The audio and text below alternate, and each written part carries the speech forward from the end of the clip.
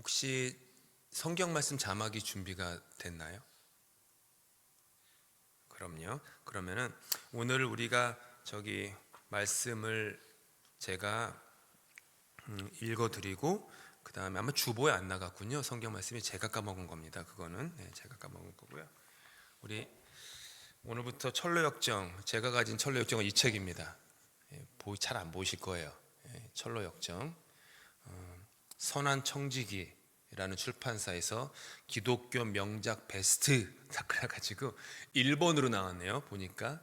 그래서 1부와 2부 완역본 해가지고, 저는 이제 철로역정이 번역본이 워낙 많아서 조금씩 그 등장인물들이 다릅니다. 그래서 많은 분들이 읽어보셨겠지만 등장인물들은 대부분 그 사람의 그 성격이나 성품이 이름입니다. 철로역정은 특이하게. 그래서 오늘은 이제 뭐 고집불통이라는 사람, 유순한이라는 사람, 뭐 등등등이 나오거든요. 그래서 철로역정은 전체가 그 우리의 어떤 성격이나 성품이 사람으로 묘사를 돼요.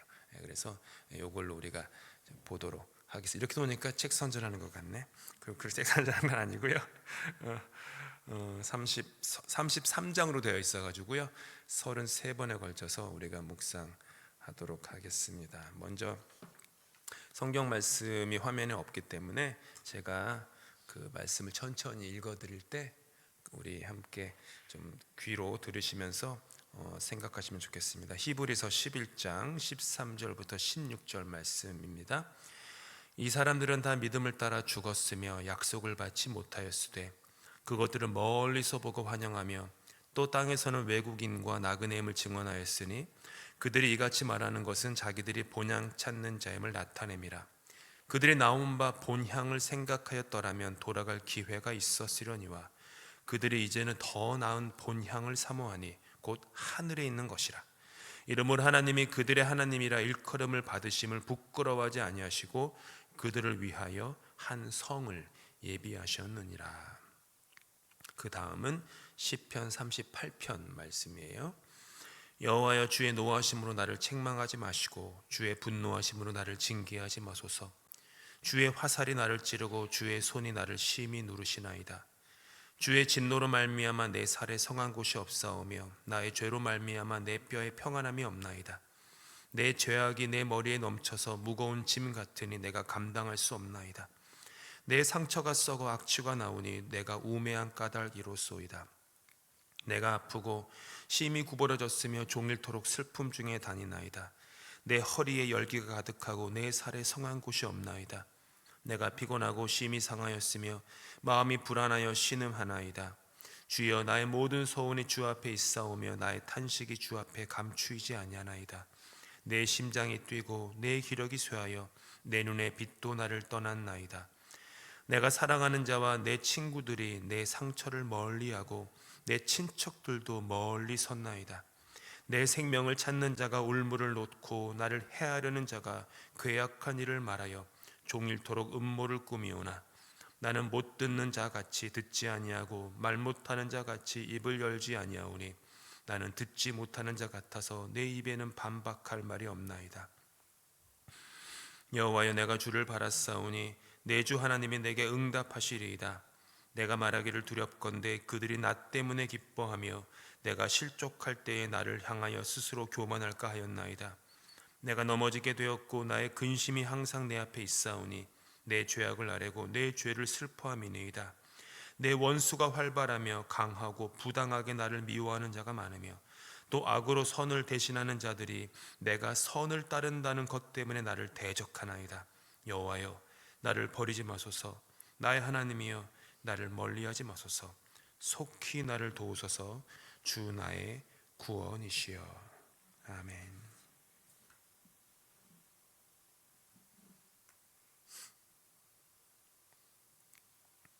철로역정은 존 번연이 쓴 책입니다. 보시다시피 이분은 원래는 그 땜장이라고 해가지고요, 솥이나 냄비를 고치는 사람이었는데 회심한 후에 평신도로서 설교자가 되었습니다. 그러다가 당시 영국 국교회, 성공회겠죠, 허락 없이 설교했다는 죄목 때문에 베드포드라는 감옥에서 12년 동안 수감을 하게 됩니다. 차갑고 어두운 감옥에서 12년 동안 수감 생활을 하는 동안에 지은 책이 철로 역정입니다. 영어로는 The Pilgrim's Progress, 굳이 직역하자면은 순례자의 전진, 순례자의 나아감이라는 건데, 그거를 이제 한국에서 번역이 될 때에는 좀 어색했는지 철로 역정이라고 번역이 됐습니다. 천은 하늘 천자, 천국을 뜻하고요. 로는 길 로자, 길을 뜻하고요. 역자라는 것은 겪다, 체험하다, 지나가다 라는 그런 뜻이고요. 정이라는 것은 여정, 과정 이런 뜻이죠. 굳이 번역하게 되면은 하늘을 향해 가는 길 가운데 겪게 되는 모든 과정의 기록, 이렇게 보는 게 철로 역정입니다. 다시 한번, 천국, 천상, 하나님의 도성을 향해 가는 모든 과정 중에 신앙인이 겪는 모든 것들의 기록이라고 보시면은 가장 좀 잘 풀이된 그 내용이라고 볼 수 있습니다. 개신교 또 청교도 역사상 가장 탁월한 설교자였던 영국의 찰스 스펄전 목사는 철로 역정 그 존 버년에 대해서 어떤 말을 했냐 하면, 존 버년의 몸을 한번 바늘로 찔러 보십시오. 그의 몸에서 피가 나오지 않을 것입니다. 성경이 흘러나올 것입니다. 이런 말을 할 정도로 존 버년을 이렇게 높였던 얘기가 나오고요. 사무엘 테일러 콜리지라는 유명한 영국 시인은요, 성경을 제외하고 복음주의 신학을 가장 완벽하게 요약해 놓은 책이 철로 역정이다 라고 찬사를 보냈죠. 미국 건국의 아버지라 불리는 벤자민 프랭클린은 철로 역정은 참으로 정직하며 독창적이며 남성적인 문체로 쓰인 책으로서 어린이를 비롯한 모든 이들이 읽어야 할 책이다 라고 이렇게 얘기를 했습니다. 그래서 오늘부터 우리가 주어진 시간 동안 중간중간에 절기가 있거나 특별 순서가 있어가지고 수요일에 다른 모임을 할 때도 있겠지만, 총 33번에 걸쳐서 철로 역정 우리가 보도록 하겠습니다. 철로 역정은 1부와 2부로 나누어져 있고요. 1부는 18장까지 되어 있어가지고 죽음을 강에 건너서 천국까지 가는 내용이 나오고, 그 다음부터는 다른 내용이 또 나옵니다. 그래서 오늘은 1부 내용을 우리 함께 보도록 하겠습니다. 우선은 철로 역정은 읽으신 분도 있지만 혹시 또 안 읽으신 분도 있을 거라고 생각이 들고, 또 오래전에 읽으신 분도 많을 거라고 생각이 들기 때문에 한 앞부분의 3분의 1 정도는 해당 그 챕터의 그 내용을 제 나름대로 좀 정리하고 조금 더 이제 좀 재밌게 꾸며가지고요 설명해 드리고, 그 다음에는 그 챕터에서 우리가 끄집어낼 수 있는 신앙의 어떤 레슨, 교훈 이런 것들에 대해서 묵상하도록 하겠습니다. 1부는 이제 여정의 시작이에요. 그래서 여정의 시작이 어찌할꼬 나를 짓누르는 이 짐을 어찌할꼬 라고 이렇게 볼 수 있습니다. 이제 저자 존 버년이 350년 전 감옥에서 꾼 꿈속에서 만난 한 남자의 이야기로 시작됩니다. 그러니까 꿈속에서 마치 요한계시록처럼 꿈속에 그 한 남자를 본 거예요. 거룩한 성이라는 우리 잘 좋아하시는 찬양 있잖아요. 처음에 가사가 나 어젯밤에 잘 때 한 꿈을 꾸었네, 그런 것처럼 잘 때 한 꿈을 꾸었는데 그게 한 남자를 만난 거예요. 이제 한 남자가 요런 느낌의 사파는요, 제가 지금 가지고 있는 책에 나오는 사파를 제가 사진으로 찍어가지고 나온 거고요. 인터넷에서는 조금 더 수많은 사파들이 돌아다니고 있는데, 저는 가능하면은 책에 있는 사파 중심으로 설명해 드리겠습니다. 한 남자가 어떤 곳에 앉아서 이렇게 자기 집을 등지고 자기 짐을 지고 있습니다. 행색이 초라하기 그지없어요. 입고 있는 옷은 누더기처럼 이제 헤어졌고, 등에는 자기 몸집만 한, 아니 어쩌면 더 그보다 거대해 보이는 무거운 짐이 그를 짓누르고 있습니다. 잘 보이진 않지만은 이제 책에서는 손에 들린 낡은 책 한 권이 있어요. 펴서 읽다가 몸을 떨며 울기 시작합니다. 도저히 참을 수 없다는 듯이 하늘을 향해 비명을 지르듯이 이렇게 토해내요. 어찌할꼬 내가 어떻게 해야 구원을 얻을 수 있단 말인가. 이게 마치 그 오순절날 마가의 다락방 때 성령이 임하고 베드로가 예수 그리스도의 죽음과 부활을 다락방 밖에 나와서 설교했을 때 그곳에 모인 수많은 사람들이 그날 했었던 애통과 똑같습니다. 사도행전 2장 30절에 보면 밑에 있어요. 함께 읽을까요? 시작. 그들이 이 말을 듣고 마음에 찔려 베드로와 다른 사도들에게 물어 이르되 형제들아 우리가 어찌할꼬 하거늘. 그러니까 이 여정의 시작이 어찌할꼬였어요. 어찌할꼬. 제가 뭐 시간이 많지 않으니까 그렇지만 저도 중고등부 수영회 갔을 때 지금도 생생해요. 그 기억이. 저 앞에 놓인 십자가가 있고 나 자신의 죄의 모습을 봤을 때 제 안에서 처음 나왔던 질문이 어찌할꼬였어요. 뭐 너무 어찌할꼬는 어른스럽나요? 어떡하지? 뭐 이런 거. 어찌할꼬. 내 안에 있는 죄를 어찌할꼬. 어떡할까?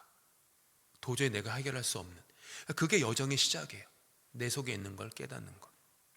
그가 이토록 괴로워하는 이유가 단 하나였는데 그가 사는 도시, 그가 사랑하는 가족이 있는 그곳이 곧 하늘에서 쏟아지는 불로 말미암아 멸망할 것이라는 사실을 그가 알았기 때문이에요.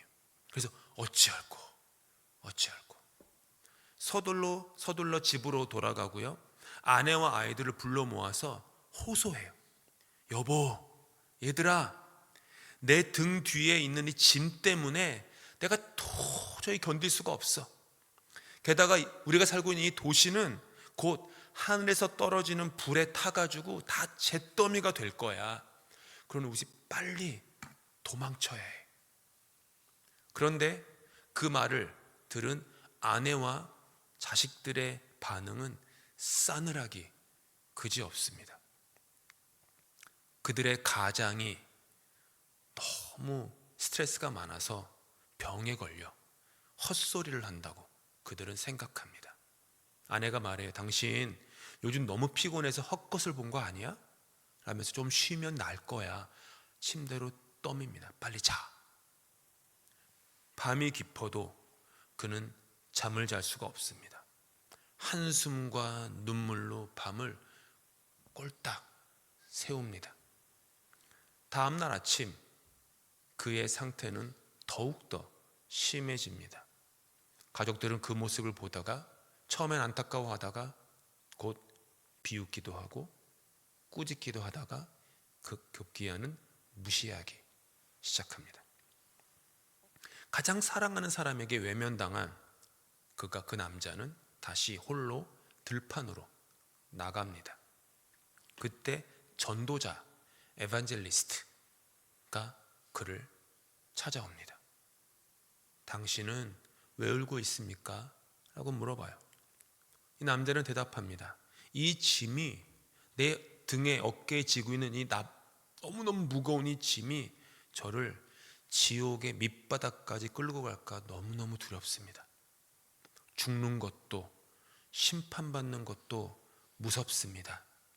감당할 자신도 없습니다.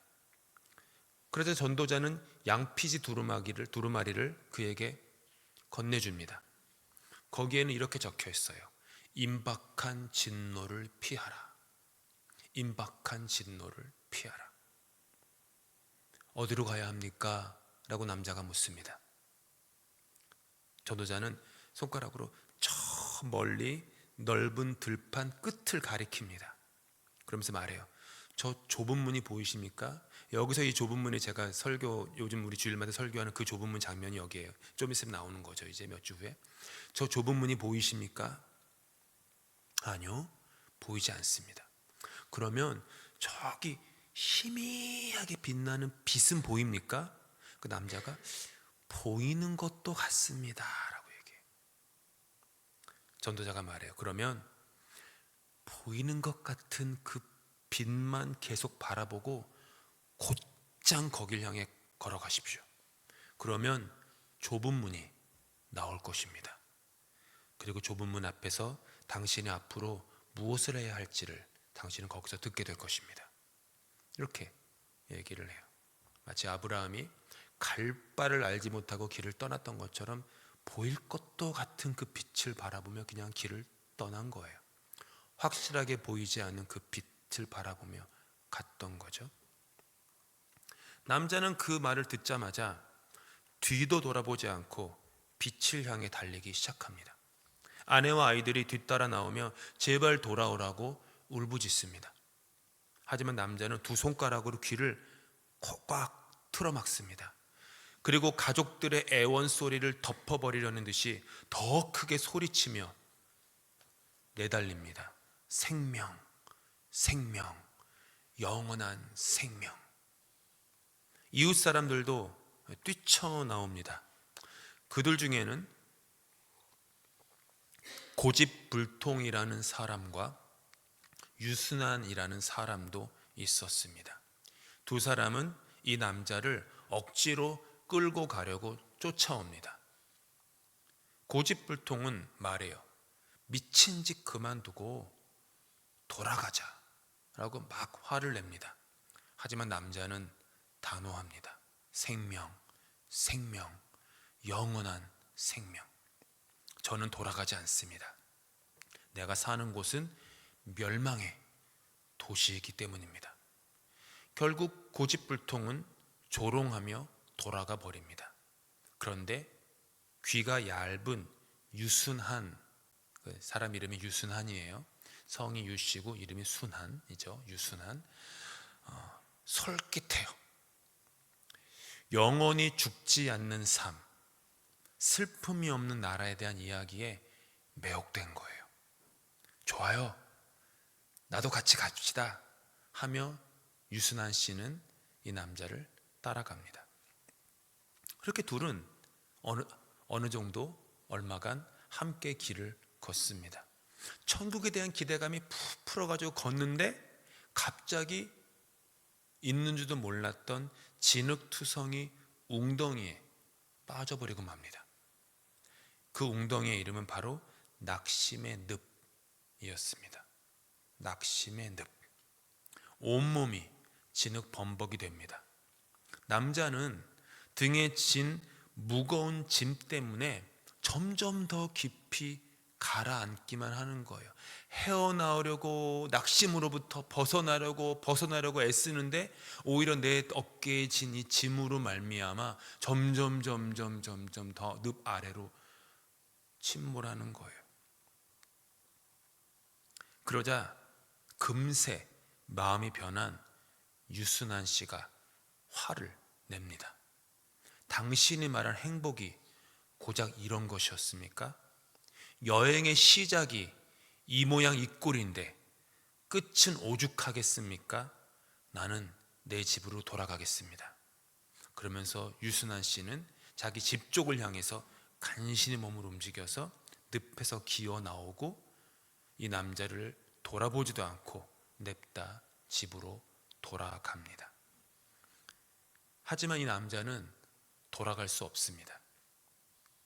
짐 때문에 가라앉으면서도 그는 집 쪽이 아닌 좁은 문 쪽을 향해서 계속해서 손을 뻗습니다. 그때 한 남자가 갑자기 나타납니다. 그 남자의 이름은 도움이었습니다. 도움이라는 그 남자는 이 남자의 늪에 빠져 죽어가는 남자의 손을 잡고 땅 위로 올려줍니다.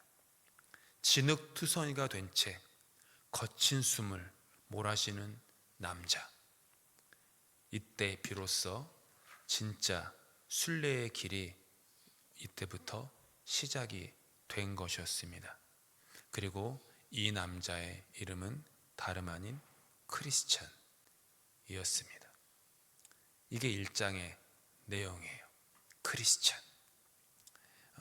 책에서는 크리스찬의 이름이 앞에 나오는데 저는 조금 더 드라마틱하게 설명하려고 뒷부분에 했어요. 왜냐하면 이 여정은 어떤 한 남자의 이야기가 아니라 크리스찬이 나의 여정이다. 여러분의 여정이고 저의 여정이라는 그런 내용을 보게 됩니다. 한번 몇 가지 많은 것을 우리가 생각해 볼 게 있어요. 만약 이거를 읽은 다음에 만약 어떤 그룹이 소그룹이 뭘 느꼈냐고 얘기하면은요 여러 가지가 나올 거예요. 저는 한 4가지 정도로 오늘 저녁에 한번 우리가 좀 교훈을 삼고자 합니다. 특별히 오늘 이야기를 1장을 제가 지난주 또 이번 주 초에 읽으면서 생각했던 것은 참 350년 전에 어떻게 보면 배경이 존 버니는 영국 사람이니까 영국에 살던 그 감옥에 있던 사람이 쓴 책이지만 이 낯선 캐나다 땅에서 이민자로 살아가는 나의 삶을, 우리의 삶을 참 정확하게 꿰뚫으면서 보여주고 있다라는 생각이 들었습니다. 첫째 질문이 있습니다. 여러분의 등에는 지금 무엇이 등지워져 있습니까? 크리스찬이 길을 떠난 결정적 두 가지 이유 중에 하나가 등에 진 짐 때문이었습니다. 많은 분들이 이민을 결정할 때 비슷한 느낌을 받으셨을 겁니다. 한국에서의 치열한 경쟁이건 자녀 교육의 부담이건 불투명한 미래라는 그런 짐을 벗어버리고 조금 더 나은 삶, 조금 더 가벼운 삶, 그래도 조금 더 행복한 삶을 바라면서 이곳 런던까지 오셨습니다. 그런데 한번 생각해 보십시오.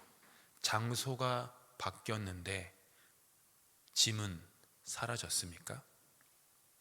때로는 언어의 장벽이나 또 신분의 불안정, 경제적 압박이라는 그런 또 다른 짐들이 우리를 짓누릅니다. 그런데 철로 역정이 말하는 크리스찬이 진 무거운 짐은 단순히 먹고 사는 문제, 그 라이프 burden이 아니었습니다. 그것은 다름 아닌 죄의 짐이었습니다. 크리스찬이 지고 있는 그 등에 지고 있는 그 무거운 짐은 죄의 짐. 어찌할꼬? 이 죄의 짐을 어찌할꼬? 시편 38편 4절은 이렇게 말합니다. 내 죄악이 내 머리에 넘쳐서 무거운 짐 같으니 내가 감당할 수 없는, 정확히 크리스찬이 겪었던 어찌할꼬의 그 탄식이 이거예요. 내 죄악이 내 머리에 넘쳐서 무거운 짐 같으니 내가 감당할 수 없습니다. 요즘은 23kg인가요? 20 몇 킬로겠죠. 그거 넘지 않으려고 넣었다 뺐다 반복하지만 정작 이민 올 때 보이지 않는 더 무거운 죄의 배낭을 하나씩 메고 온 겁니다. 그 배낭은 우리가 지고 있는 보이지 않는 죄의 배낭은 공항 검색대도 무사히 통과했지만 말씀의 검색대, 성령의 검색대, 양심의 검색대는 통과할 수 없습니다.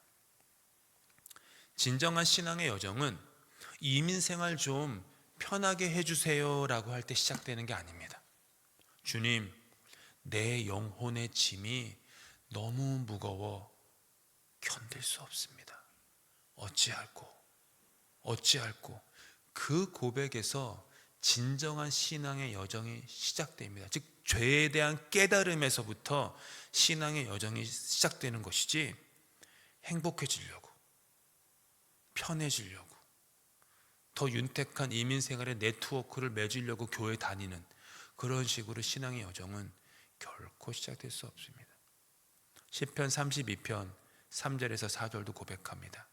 내가 입을 다물고 죄를 고백하지 않았을 때에는 온종일 신음하다가 뼈가 녹아내렸습니다.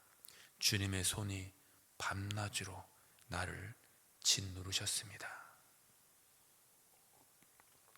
이것이 우리를 짓누르지만 여기서부터 우리의 신앙의 여정은 시작하는 겁니다. 그래서 우리는 한번 돌아봐야 됩니다. 나의 그 죄에, 제가 지금 말하는 죄라는 것은 윤리 도덕적인 죄를 뜻하는 것은 아닙니다. 그건 아주 빙산의 일각이에요. 윤리 도덕적 죄는 우리 존재의 죄, 우리 죄성, 그걸 말합니다. 영혼의 짐, 무거운 짐.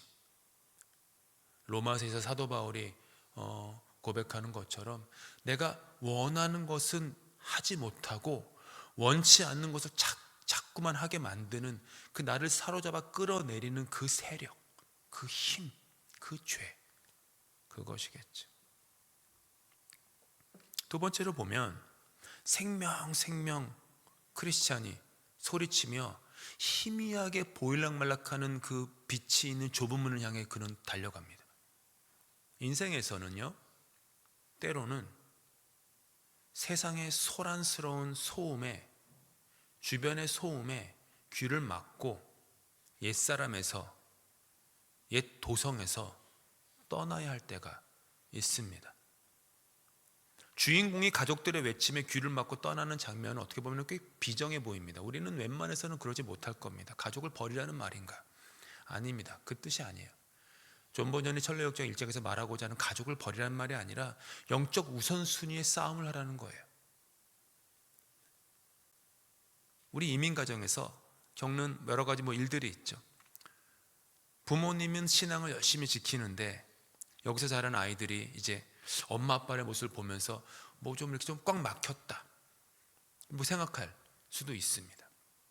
혹은 믿지 않는 배우자가 교회를 가는 나를 향해서 교회 가면 떡이 나와, 밥은 나오네요. 돈이 나오냐, 이러고 하죠. 저희 아버지도 어머니 교회 다니는 거 정말 오랜 시간 동안 핍박하셨습니다. 그냥 가지 말라고 그냥 말한 게 아니라 정말로 힘들게 하셨어요. 정말로 힘들게 하셨고, 그래요. 주변에서는 예수 믿는다고 뭐가 되냐, 당신 삶이 나아지냐. 가장 가까운 사람들이 우리가 걸어가는 신앙의 여정을 이해하지 못할 때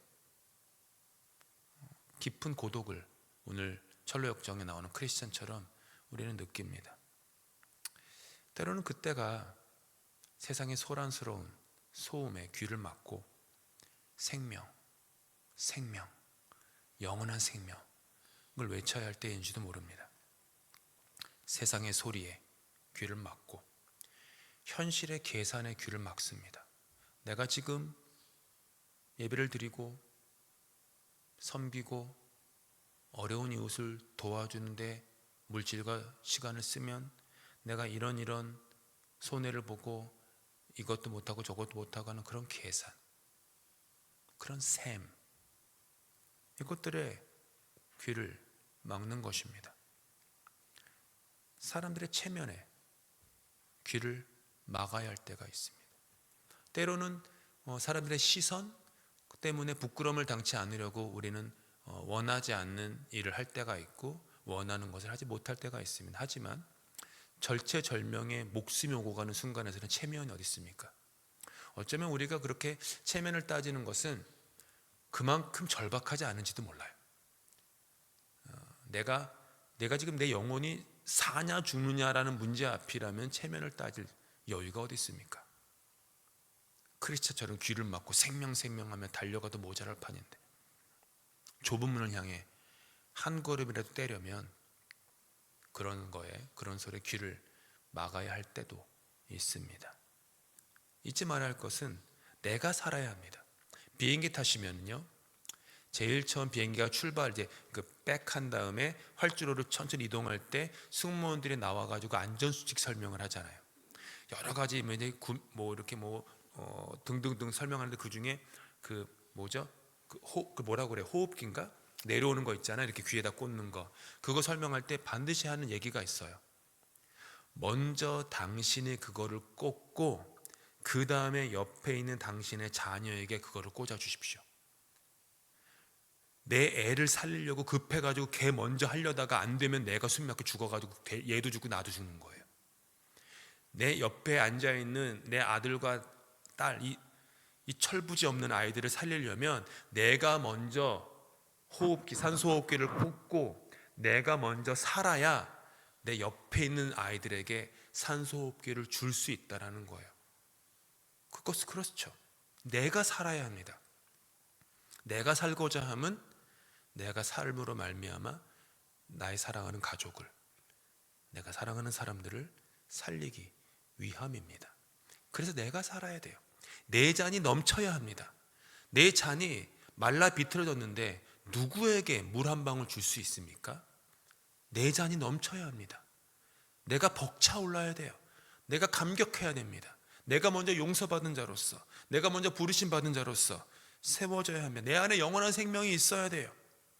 그래야지 내 자녀들도, 내 배우자도, 내 부모도 내 친구들도 생명의 길로 인도할 수 있는 것이겠죠. 세 번째로는 유순한이라는 이 재미난 그 캐릭터, 유순한 씨를 경계하셔야 합니다. 어떻게 보면은 저는 오늘 본문을 읽으면서 가장 저를 뜨끔하게 했던 내용 중에 하나가 이 유순한 씨에 대한 내용이에요. 처음에는 말씀을 듣고 기뻐합니다. 그렇죠. 천국에 가면 눈물도 없다고, 슬픔도 없다고, 영광만 있다는 말에 빨리 가자며 재촉합니다. 그런데 금세 무너져요. 뭘 만나서요? 낙심을 만나니까 금세 무너집니다. 당신이 말한 행복이 고작 이런 것입니까? 쉽게 포기합니다. 우리 안에도 유순한 같은 믿음이 있을 수 있습니다. 교회는 문턱이 낮아야 한다고 저는 생각하는 사람입니다. 우리는 목사도 그렇지만 교회 오래 다니신 분들은 교회 문턱이 거의 문턱이 없어요. 달아 없어졌기 때문에. 근데 이 교회를 찾아오고자 하는 외부인 입장에서는요, 저 현관문 넘어오는 게요 정말 너무너무 힘든 일이에요. 한번 여러분이 낯선 곳에 찾아갔던, 뭐 성격에 따라 다를 수 있지만은요, 그거 어렵습니다. 어려워요. 저도 그렇게 제 친구들이 교회 가자고 전도해도 2, 3년 동안 안 간 이유가 뭐냐 하면, 교회 가면은 새신자 소개한다고 저를 일으켜 세우고, 그 다음에 그때는 앞으로 나오게 해가지고 인사시켰거든요. 중고등부 때. 제가 그걸 아니까 내가 절대 안 갔어요, 교회를. 웃기죠. 말도 안 되지. 어떻게 새로 방문한 사람 소개받는 게 그렇게 뭐 부끄럽다고, 그것도 한두 달도 아니고 2, 3년 동안 교회 안 갔거든요. 그게 너무 끔찍이 싫었어요, 그런 게. 저한테는 교회가 너무 문턱이 높았던 거예요. 그런 게. 다른 사람들도 그럴 것 같아요. 아마도. 우리는 너무 익숙하니까 이 자리가.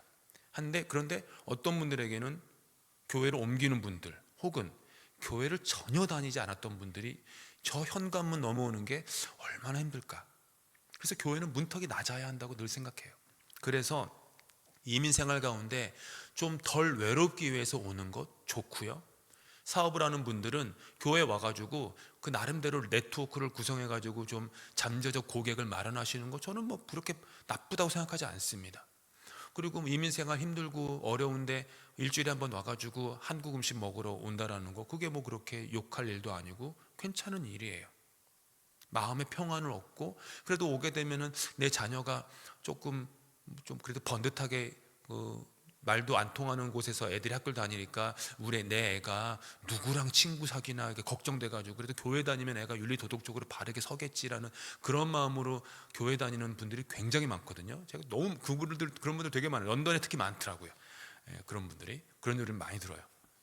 자녀를 바르게 키우기 위해서 교회 다닌다, 이런 거.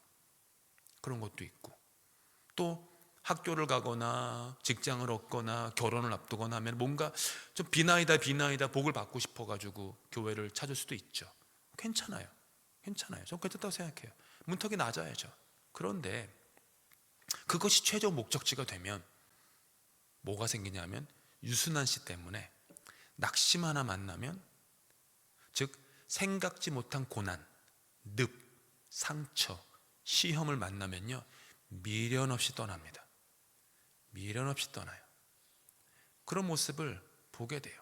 특히 한국 교회도 그렇지만 이민교회는 특히 많이 봐요. 조금 상처를 받으면 미련 없이 떠나요. 미련 없이 떠나요. 그러니까 싸워보려고, 그거랑 이겨보려고, 씨름하려고 몸부림치지 않고 그런다라는 거죠. 짐을 벗으려고, 죄의 짐을 벗으려고 여정을 하는 게 아니라 어떻게 보면 그냥 행복을 찾으러 왔기 때문인지도 모릅니다. 십자가 없는 부활은 없습니다. 십자가를 지나야 부활이 있습니다. 고난이 없는 영광이 없습니다. 이번 주에 동계올림픽이 시작됩니다. 모르긴 몰라도 금메달, 은메달, 동메달을 받는 사람뿐만 아니라 20위, 30위, 40위를 한 그 선수들도 이 동계올림픽에 참가하기까지 무수히 많은 고난과 역경을 통과했을 겁니다. 먹을 것 안 먹고 잠 주려가고 하고 싶은 거 하지 않고 자기의 육체의 소욕을 거슬러서 눈물을 흘리면서 그 고난을 지나왔을 거예요. 그 사람들만 나와서 경쟁을 하고 그 중에서도 3사람만 단위에 올라갑니다. 신앙생활은 꽃길이 아닙니다. 신앙생활은 꽃길이 아니에요. 결혼식에서 신랑과 신부는 꽃길을 걸어오지만 결혼식은 꽃길이에요. 결혼 생활은 꽃길일 수 없죠. 그렇죠. 신앙생활도 마찬가지입니다. 때로는 오물을 뒤집어 쓰는 것만 같은 낙심의 순간이 옵니다. 반드시 옵니다. 그때 진짜 신앙인과 가짜 신앙인이 갈라져요. 나의 신앙이 어떤지를 내가 스스로 마치 나의 신앙을 올림픽 무대에 세우고 내가 진짜인지 가짜인지를 보게 되고 다른 사람의 신앙이 진짜인지 가짜인지를 보게 되면 고난이 닥쳤을 때 어떻게 하는지를 보면 됩니다. 열의 열 틀림없이 맞습니다. 행복할 때에는 간도 쓸개도 다 주고 싶죠. 다 준다고 합니다. 고난의 때에는 그러지 않아요. 고난의 때는 그러지 않아요. 잘은 모르지만은 연예인들이나 유명한 기업인들이 뜻하지 않게 본인들이 잘못할 때도 있지만 잘못하지 않았는데도 불구하고 뜻하지 않은 소문과 가십에 휩싸여 가지고 큰 고난을 겪는 사람들이 있어요. 그러면서 나중에 그 몇 년 지난 다음에 와서 간증 비슷한 간증을 들어보면 그 고난과 사람들의 신문 기사들과 방송 매체 비난을 무고한 비난을 지날 때 판가름 나는 게 있대요. 진짜 내 친구와 가짜 친구가 그때 판가름 난대요. 다 그렇대요. 그전에는 나의 인기와 돈 때문에 옆에 사람들이 막 붙어서 좋아하는데 내가 고난과 시험을 당했을 때 누가 나의 진정한 친구이고 누가 가짜 친구였는지는 판가름이 너무 분명하게 난대요. 그래서 그게 본인들이 경험한 그 열매라고 얘기하더라고요. 정말 그래요. 정말 그러세요. 신앙도 마찬가지입니다. 우리는 마지막으로 낙심의 늪에 빠졌을 때 스스로 빠져나올 수 없습니다. 도움이 필요합니다. 철로역정에서 존 버년이 늪에 빠져있는 크리스찬을 건네준 사람을 어떤 이미지로 그렸는지는 잘은 모르겠지만 아무튼 도움의 손길이 필요해요. 수영을 못하는 사람이 물에 빠졌을 때 사는 방법은 본인은 힘을 빼고 구조자가 자기를 건져주는 겁니다. 내가 살겠다고 아둥바둥 하면 죽습니다. 크리스찬은 늪에서 죽어갈 때 그 사람의 손을 향해서 도움의 손을 향해서 손을 내미는 것, 그리고 그 사람이 자신을 붙잡고 끌어올려주는 것을 이렇게 맡기는 거예요. 구조대원에게. 그러니까 지금 처음에 늪에 빠졌고 도움의 손길이 왔다는 것은 앞으로 크리스찬의 여정이 앞으로도 이럴 거라는 것을 상징하는 거죠. 크리스찬, 기독교인인 그대여, 당신의 힘으로 착하게 살아서 하나님의 도성 천국에 가려고 해? 너의 의지로 이민 생활에서 성공해 보려고 해? 안 돼. 절대 안 돼. 힘을 빼. 그 얘기를 하는 거죠. 내가 아무것도 할 수 없음을 깨닫고 두 손 들고 행복할 때 나타나는 분이 있습니다. 도움이죠. 늪 밖에서 손을 내밀어 건져주는 그 손길, 우리에게는 예수 그리스도의 은혜요 성령님의 손길입니다. 시편 40편 2절 이렇게 노래합니다. 함께 읽겠습니다. 나를 기가 막힐 웅덩이와 수렁에서 끌어올리시고 내 발을 반석 위에 두사 내 걸음을 견고하게 하셨도다. 미가서도 읽을까요? 시작. 나의 대적이여 나로 말미암아 기뻐하지 말지어다. 나는 엎드러질지라도 일어날 것이요 어두운 데에 앉을지라도 여호와께서 나의 빛이 되실 것이미로다. 사랑하는 성도 여러분, 여러분은 지금 어디에 서 계십니까? 어디를 향해 걸어가고 계십니까? 마음에 있는 멸망의 자리에서 머뭇거리고 있지는 않으십니까? 아니면 낙심의 늪에, 절망의 늪에 빠져서 이게 끝이야, 안 돼 라고 주저앉아 계십니까? 우리의 힘으로는 이 늪을, 이 짐을 벗어날 수 없습니다. 예수님의 도움이 필요하죠. 주님만이 우리의 도움이 되십니다. 그러니 계속 매 순간마다 주님의 도움을 구하십시오. 주님, 저를 구원하여 주십시오. 주님, 저를 건져 주십시오. 내 힘으로는 일어설 수 없습니다. 저를 불쌍히 여겨 주시옵소서. 주님, 저에게 또 우리 가정에게, 우리 자녀에게, 내 배우자에게 자비를 베풀어 주시옵소서. 이 간절한 외침, 도움을 바라는 간절한 외침 가운데 하나님은 절대로 외면하지 않고 졸지도 주무시지도 않은 하나님은 저와 여러분에게 찾아오셔서 우리의 손을 붙잡고 일으켜 주시고 우리의 등을 떠밀어 주실 것입니다. 단단한 땅 위로 생명의 길로 세우는, 그렇게 가게 하는 그 힘, 그렇게 신앙의 여정을 정말로 그 빛을 바라보면서 좁은 문을 통과해서 그 천성을 향하여 우리가 먹먹하지만 묵직하게 걸어갈 수 있는 저와 여러분 다 될 수 있기를 예수님의 이름으로 축복합니다.